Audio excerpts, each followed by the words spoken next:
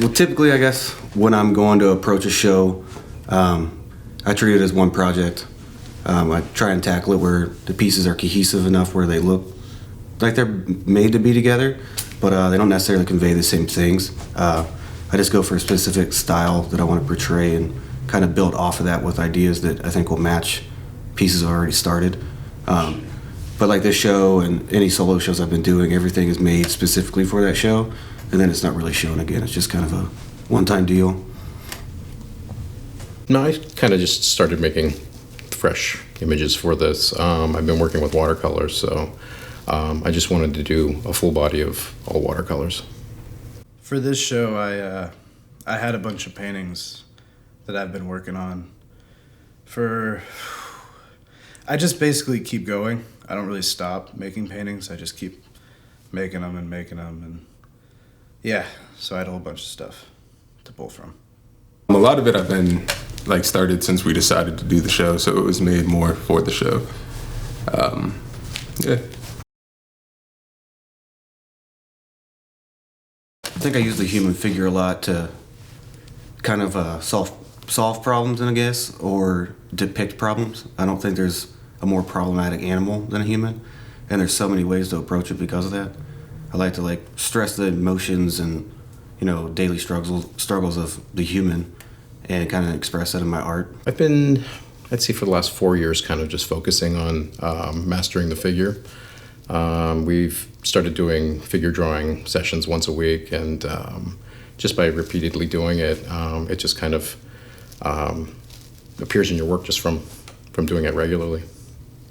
I would say probably just because there's a lot to do with the human figure, whether it's physically or with the scene that you're creating with the painting, or really you can do just about anything. And if you put people in there, it'll get more interesting. So they're just really good subject matter. I guess it's just because it kind of symbolizes life and everything, you know what I mean? Life, death, all that stuff, Typically, I like working in liquid acrylic paints. Lately, I've been using mostly wood panels. I like the way that the wood it's uncontrollable in a sense, where the paint takes to it and can run in ways I didn't plan on. And then I have to work with that. It's a lot more aggressive in a sense when I'm actually painting. The finished product might not look that way, but the process is. I'd say acrylics. I'm best at working with acrylics. You can paint over things if you mess up, kind of. Watercolors are very difficult. They're so unforgiving, but that's kind of also why I've really liked them. You have to just really be careful with what you're doing. My favorite medium is probably spray paint. I like to do a lot with spray paint. I like to use a lot of acrylics. Lately, I've been getting into some watercolor and a few different things like that, but generally I stay pretty true to spray paint and acrylics. I paint with a lot of liquid acrylics. That's probably what I'm most comfortable with. I've been kind of more experimenting with oils and actual acrylic paint.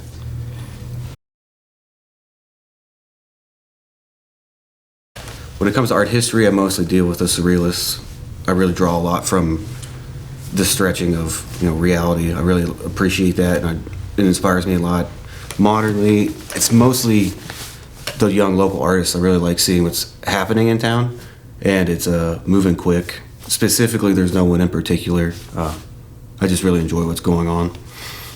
I'd have to say recently, Frank Frazetta, just this comic book kind of illustration. They're, just really, kind of lowbrow illustrations for fantasy novels and sci-fi novels, things like that. But they're really amazing paintings.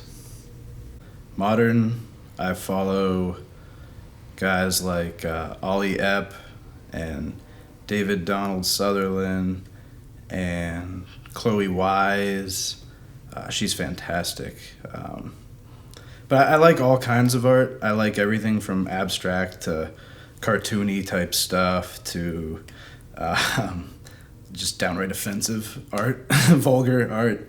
I like pretty much everything. So I have a very eclectic taste when it comes to art. Oh, that's a tough one, man. There's a lot.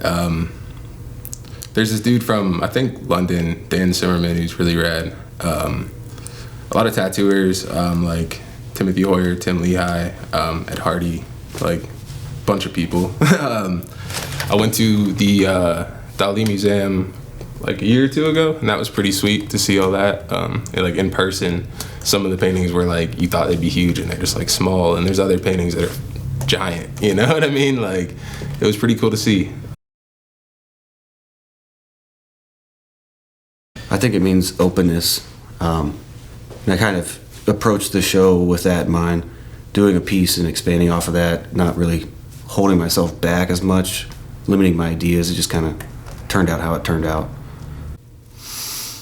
I think we all kind of operate from this just mysterious place of just being an artist. You do something that most people can't do, you know.